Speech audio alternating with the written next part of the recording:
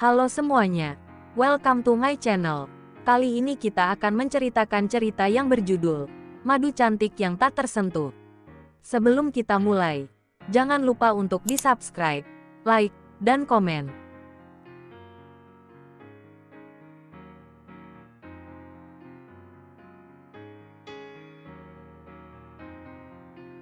Episode 38, Ponsel Rahasia Alana. Rafin sengaja memasang CCTV di kamar itu secara mendadak.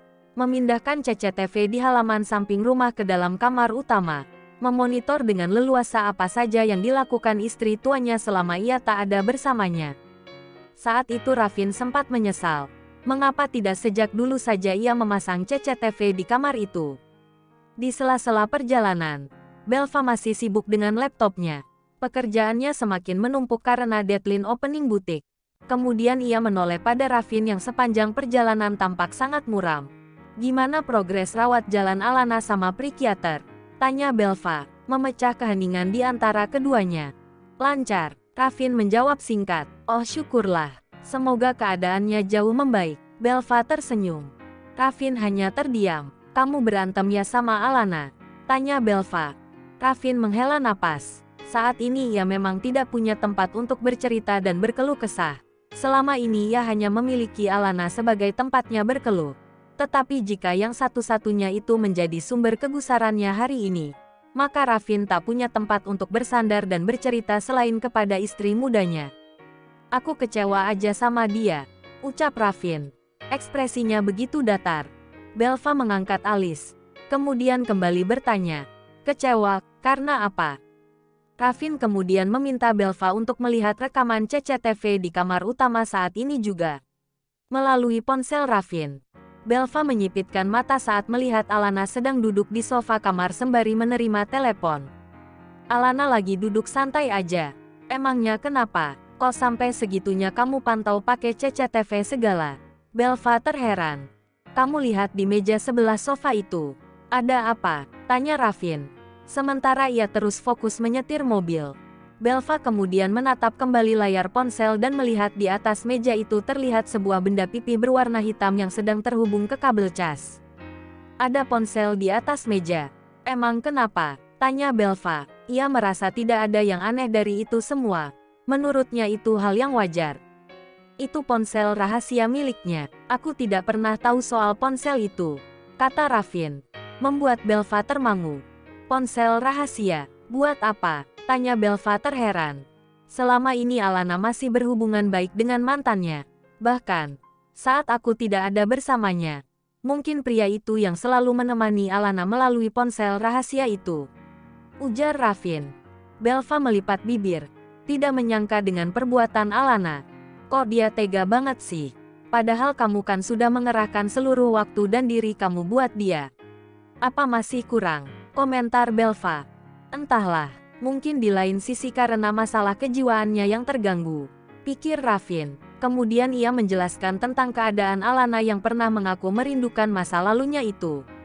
"Terus kata psikiaternya apa? Maksud aku, kenapa dia merasa masih kekurangan kasih sayang dari kamu? Sementara kamu sudah memberikan semuanya, dan dia malah ingat terus sama masa lalunya itu?" tanya Belva.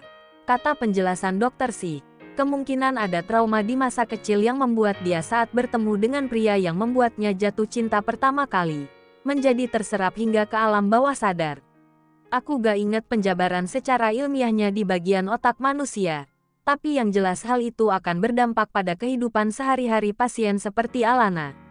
Rafin menjelaskan. Jadi, kalau misal dia merasa sedih atau kesepian, yang akan diingatnya justru memori indah di masa lalu bersama seseorang yang mengisi hatinya di waktu ia merasa sangat hancur dalam hidupnya, sambung Rafin. Belva terdiam sejenak. Ia pernah mendengar kasus seperti itu dari kliennya yang seorang psikolog. Tidak menyangka hal itu akan terjadi pada Alana. Berarti dia belum pulih total dari rasa trauma di masa kecilnya. Masih butuh penanganan yang ekstra, komentar Belva. "Ya, aku juga kasihan sebenarnya. Ayahnya dulu adalah seorang pemabuk berat. Amarahnya selalu dilampiaskan pada istri dan anaknya. Mungkin karena hal-hal seperti itu yang membuat Alana kehilangan sosok seorang ayah," ujar Rafin. Terus apa yang membuat kamu marah banget sama dia? Sementara Alana seperti itu kan karena memang sedang sakit. Tanya Belva lagi. Aku manusia biasa, Bel. Aku masih punya perasaan untuk merasakan cemburu. Apalagi semalam pria itu menelepon Alana. Yang membuat aku kesal sepertinya Alana sangat terbuka soal pernikahan kita. Termasuk kamu. Semalam pria itu menanyakan apakah aku dan kamu tidur bersama. Jelas Ravin. Membuat Belva melebarkan mata. Oh ya, sampai seperti itu. Kah? Keterlaluan. Belva mendengus kesal. Kurang ajar. Kan, apa urusannya dia menanyakan soal kita sekamar atau tidak? Kata Ravin. Aku juga gak bisa marah-marah secara frontal di depan Alana. Mengingat dia pun sedang hamil. Emosinya pun sedang naik turun. Dan, memang aku juga tidak suka keributan. Lanjut Ravin. Pantas aja. Aku yang menjadi pelampiasanmu pagi ini. Keluh Belva. Teringat sikap Ravin yang begitu manis ini ternyata hanya sebuah pelampiasan rasa cemburu. Ravin tersenyum getir. Tapi, memangnya gak boleh ya kalau aku juga menyematkan panggilan sayang sama kamu? Mau gimana pun kan kamu itu istriku. Belva berdecak lidah. Buat apa kalau cuma pelampiasan? Aku gak melampiaskan. Kok, aku sungguhan. Aku ingin hubungan kita juga bisa hangat, Belva. Layaknya suami istri yang mesra. Seru Ravin. Apaan sih? Bukannya mesra aku malah risih. Pokoknya apa adanya aja dan jangan lebay. Pinta Belva, membuat Ravin hanya terkekeh. Kemudian saat akan Belva menyudahi melihat rekaman CCTV di kamar utama, tak sengaja tertekan tombol next.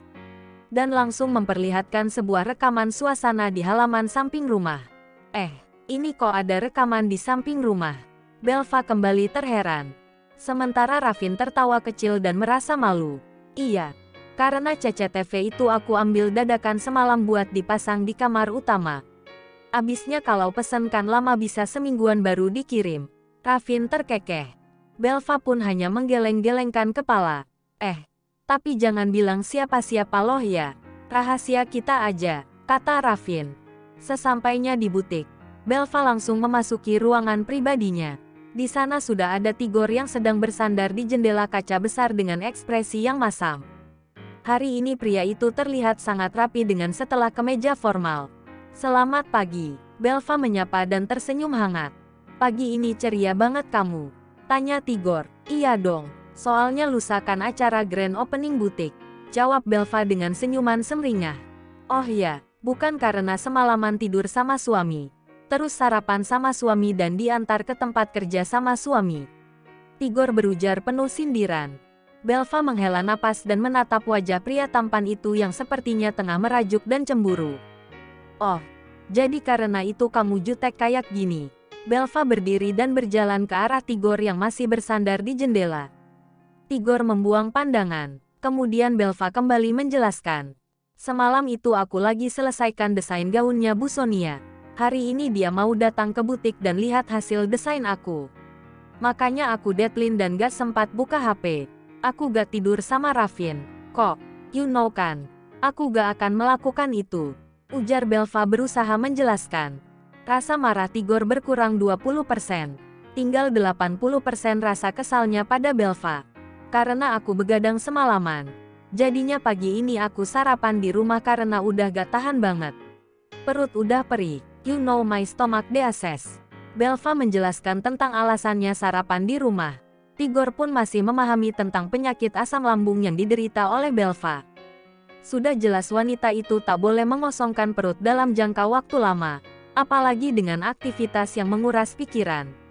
Rentan sekali untuk kambuh. Tigor jadi teringat dulu Belva pernah diopname karena asam lambungnya kumat parah. Maka, rasa marah Tigor berkurang lagi 40%. Kini tinggal 40% lagi rasa kesalnya, yaitu melihat Belva diantar oleh suaminya. Tadi pagi, Ravin dan Alana bertengkar. Ravin kesal banget sama Alana. Jadi, dia menjadikan aku pelampiasan rasa cemburunya. Kebetulan dia ada proyek sama kliennya di dekat sini. So, kita berangkat bareng deh. Jelas Belva untuk alasan terakhir. Rasa kesal Tigor belum berkurang. Ia malah bertanya serius. Ravin dan istrinya bertengkar karena apa? Tanya Tigor. Belva menghela napas. Alana ternyata masih sering berhubungan sama mantannya.